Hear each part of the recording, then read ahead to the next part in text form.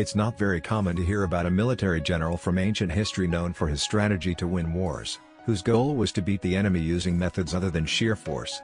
However, that's exactly what Chinese general Sun Tzu is revered for, even centuries upon centuries following his influential life.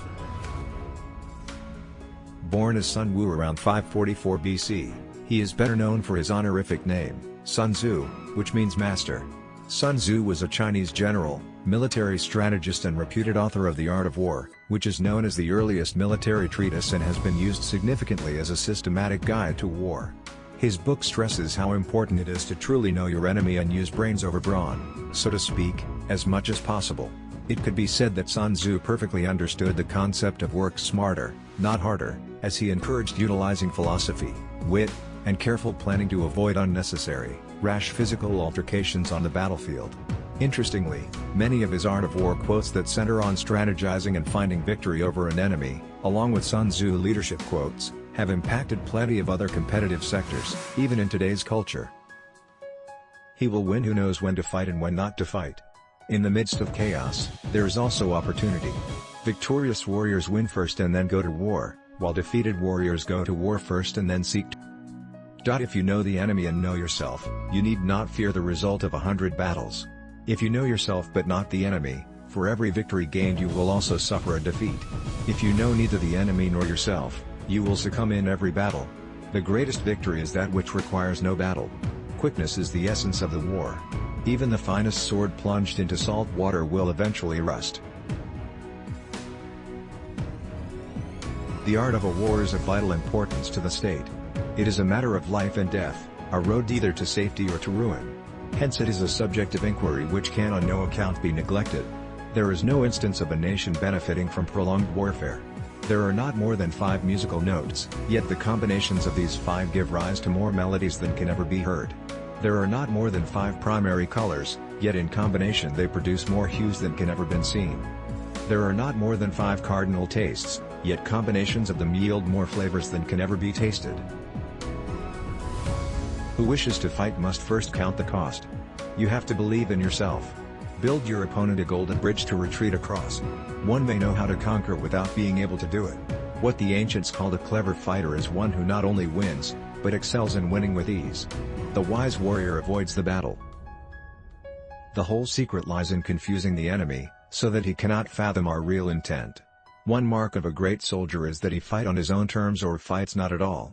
If the mind is willing, the flesh could go on and on without many things. He who is prudent and lies in wait for an enemy who is not, will be victorious. Anger may in time change to gladness, vexation may be succeeded by content. But a kingdom that has once been destroyed can never come again into being, nor can the dead ever be brought back to life. There are roads which must not be followed, armies which must not be attacked, towns which must not be besieged, positions which must not be contested, commands of the sovereign which must not be obeyed. Attack is the secret of defense, defense is the planning of an attack. Great results can be achieved with small forces. Opportunities multiply as they are seized. If quick, I survive. If not quick, I am lost. This is death. To secure ourselves against defeat lies in our own hands, but the opportunity of defeating the enemy is provided by the enemy himself. Bravery without forethought causes a man to fight blindly and desperately like a mad bull. Such an opponent must not be encountered with brute force, but may be lured into an ambush and slain. Wheels of justice grind slow but grind fine. Never venture, never win. The skillful tactician may be likened to the Shui January. Now the Shui Jan is a snake that is found in the Chang Mountains. Strike at its head, and you will be attacked by its tail. Strike at its tail, and you will be attacked by its head. Strike at its middle, and you will be attacked by head and tail both. It is easy to love your friend, but sometimes the hardest lesson to learn is to love your enemy. Be where your enemy is not. Who does not know the evils of war cannot appreciate its benefits. In battle, there are not more than 2 methods of attack, the direct and the indirect, yet these 2 in combination give rise to an endless series of maneuvers. Plan for what it is difficult while it is easy, do what is great while it is small. The opportunity of defeating the enemy is provided by the enemy himself. Foreknowledge cannot be gotten from ghosts and spirits, cannot be had by analogy, cannot be found out by calculation. It must be obtained from people who know the conditions of the enemy. If you fight with all your might, there is a chance of life, whereas death is certain if you cling to your corner. Do not swallow bait offered by the enemy. Do not interfere with an army that is returning home. We cannot enter into alliances until we are acquainted with the designs of our neighbors. When the outlook is bright, bring it before their eyes, but tell them nothing when the situation is gloomy. The worst calamities that befall an army arise from hesitation. If there is disturbance in the camp, the general's authority is weak. Hence the general is skillful in attack whose opponent does not know what to defend, and he is skillful in defense whose opponent does not know what to attack. Those skilled at making the enemy move do so by creating a situation to which he must conform. They entice him with something he is certain to take, and with lures of ostensible profit they await him in strength. Energy may be likened to the bending of a crossbow, decision, to the releasing of a trigger. When your army has crossed the border, you should burn your boats and bridges, in order to make it clear to everybody that you have no hankering after home. There are 5 dangerous faults which may affect a general. 1.